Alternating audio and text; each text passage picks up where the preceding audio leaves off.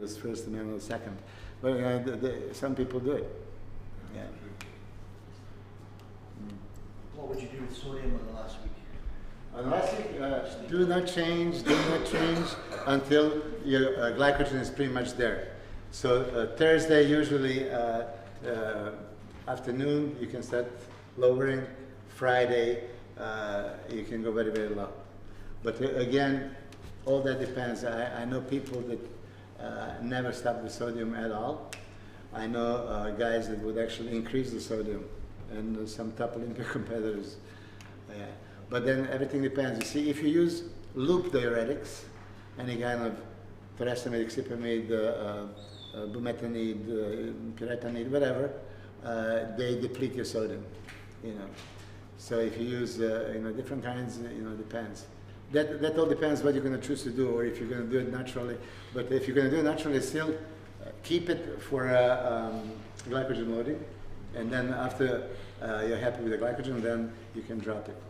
So every time I've done it in the past, I've done it many ways, and every time I drop sodium, I just flatten out. Too early, yes. Yeah. I just keep it. I just thought the best way for me. Yeah. After lots of experimentation, I keep it in. Okay, and in fact, you didn't tell me, but I'm going to guess. Even though you recognize that, you still never did it. You still never used the sodium all the way to the show, did you? Yeah, you did? You done it? So it was better if you kept it. Okay, you're one of the courageous ones. Normally people don't. They get too afraid. I just didn't see the point taking something out. If I'm looking really good 3-4 days before, then. Well, same thing with water, right? I had instances that, the excess water is the best diuretic. You give them as much, and they just go to the bathroom. Or, stop completely. Dorian Yates, for example, is one of those. I did talk to him often, and he even said, he wanted to not stop and to drink it even, all the way through, but for whatever reason, he would always stop, the night before. But then I have people like, Jay Cutler. 3 days before a show, he didn't drink anything. That's San Francisco Pro show that he won, and he looks really, fabulous. At that time, there was direct texting. He was cut with in Olympia 2001 when he was second to Ronnie Coleman, right? He failed the diuretic test, and it was publicized, right? So he was going to lose his second place, but he got very strong lawyers, and they threatened IBB, and they backed off. So he got second place. He actually had 5 diuretics in a system. Yeah. So that really depends. Body type to body type is a massive factor, because I spoke to some pros as well that have done the sodium load thing that you spoke about. Like Samuel Haddad, who's a very experienced competitor, he was telling me that he cuts his water 48 hours before the show, and then 48 hours, and then there's a sodium load. Looks full and dry, and it's. Well, I speak with Sammy actually totally differently. Well, maybe. And I might be working with Sammy for next year.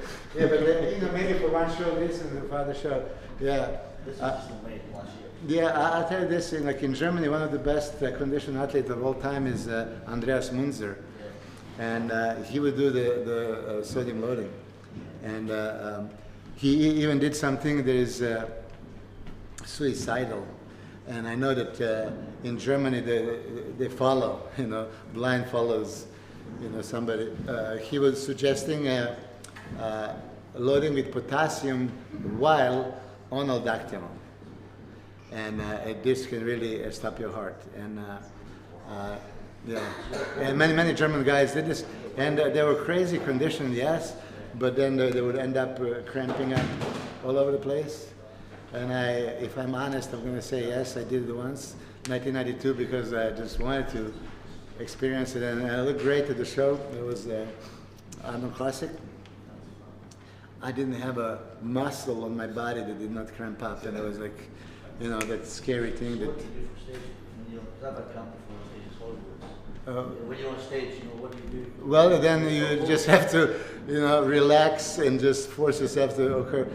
Whatever muscle is contracted, you have to go antagonistic move. You have to stretch it, right? But it's horrible when your stomach stretches and then you wanted to do this, and then your lower back stretches. And I mean, Paul Dillette in whatever 1996 or whatever. He was winning the show. He looked spectacular, but he locked up on the stage. I don't know if you guys saw that. Yeah. He was going to the back double biceps pose, right? And he was turning around, and then it looked like he was waving somebody backstage, and nobody knew what he was doing. He was cramping up. He couldn't move, and the whole audience is watching him, you know, until finally he turned around, and you could see that painful, you know, grimace on his face, and then everybody rushed him and took him off the stage. Yeah, I mean, if this happens to you, just watch. Sometimes you can see when somebody's locked up here. Usually you can see on the chest, because one side gets the deep, it looks great. It looks like upper, you know, chest is separated, but you know, it's a huge cramp. It's one of the reasons I started to sodium in as well, because I suffered back with cramp every time I was on stage, and then every time I've had sodium in, I left fluids in as well. At least water in, leave sodium in, and then that's when yeah, the common practice of many pros and Olympic competitors would to have a little bit of salt right before the stage or when they start pumping up. Yeah, the problem is if you really take a little bit more than you're supposed to, it's going to probably make you throw up. You know, because that's what they use in the hospitals when they want you to throw up. They give you salt to drink. So it happened that a few guys actually did that. Unfortunately, one of my athletes, Armin Schultz, threw up on the stage right on this guy in front of him. Yeah.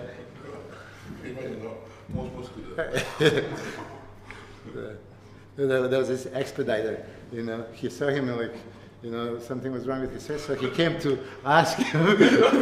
Yeah, that was 95, so it can happen.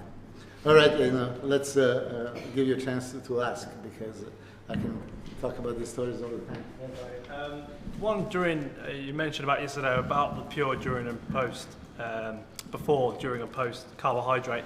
Can you just give us like a couple of typical, like what you would give to your clients as a typical pre-meal, how long before, what it is during their use, and obviously then after meal, and like just as a typical rather than like specific?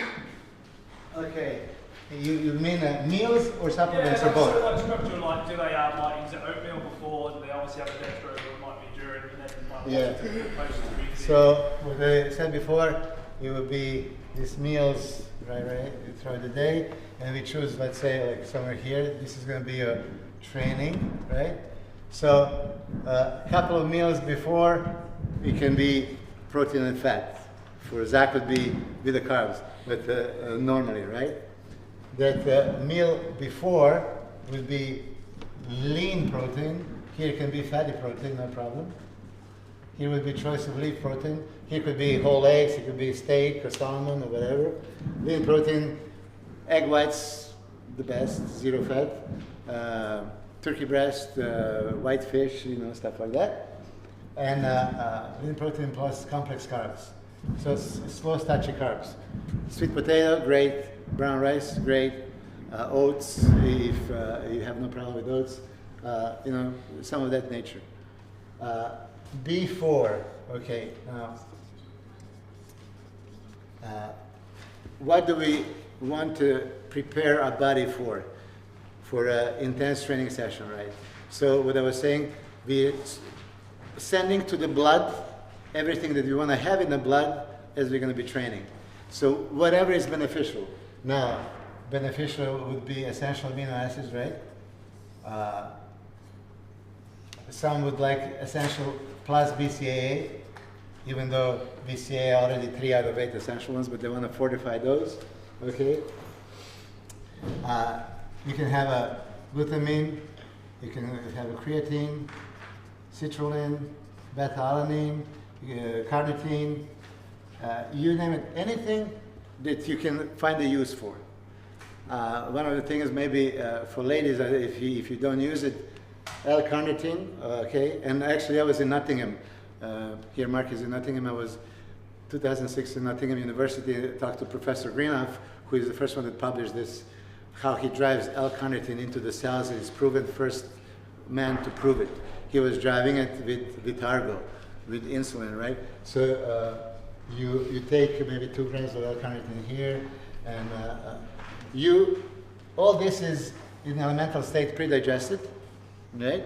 So first sending it to the blood.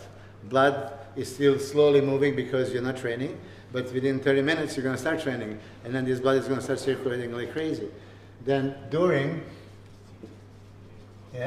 you again take essential and BCAA, and you take glucose of choice. Mark, now I remember you asked me before that we were going to talk on the podcast, and then we didn't, about cyclodextrins. And somebody here is using it, and somebody else asked me, and we didn't have a chance, and you still don't know my opinion. Kind of 2000, I don't know, 3, 4, 5, I started talking highly about Vitargo because I've seen the studies from Karolinska University. High molecular weight is beneficial because it's faster gastric emptying, better osmolality, and everything that you hear made perfect sense, so I was using this. But then, throughout the, many years and many clients, instead of glucose, dextrose, they would use this, but they would actually get bloated, more bloated with Vitargo than with dextrose, which was conflicting. Now, Brian Bachelor is actually the first guy that told me about cyclodextrins because he had some and he was going to actually offer me for my company. And is this really beneficial? Is this better than any kind of glucose? Glucose is glucose, one molecule, right? It's a blood sugar and it does the job. That, if you're going to get that glucose from actual dextrose or maltodextrin or amylopectin or Vitargo or anything, the bottom line is you're going to get that dextrose, glucose in the blood. Would it be really beneficial? I don't think so. I really don't. But I always leave the choice. Yeah, a lot of people love that Vaxi maize and all kinds of stuff. So somebody asked me, you're not here, so that's why I just want to mention, because I remember you wrote me as one of the questions that maybe we were going to touch the subject, but we didn't. So, I think one of the big problems people make the mistake of with intro is the dilute of water to carbohydrate ratio. So they'll go with Vitargo or they'll go with dextrose and they'll like, oh, it bloats me up. Then they'll get the cyclic dextrin and they'll put a litre of water with it and they'll go on fine. But to be honest, if you have 30-40 grams of carbs in a small shaker, you're going to get bloated no matter what. Yeah. So that's why I have like 1.5 litre bottle with 70 grams of carbs, and I have more fluid depending on more carbs. Yes. Okay. I don't know if you guys hear what you're saying. The first supplement made with glucose and electrolytes was Gatorade for this football team in America. And the Gatorade Institute has that Gatorade Science that actually talks a lot about it. And they said that the solution had to be minimum 8 to 10%. So as he was saying, if you put 100 grams of powder, you need like 1 liter of water minimum, right? And a lot of people don't do that. But this is, you're going to have a smaller disturbance and probably have a go to the bathroom very quickly. But and also the training volume. A lot of people train like faggots.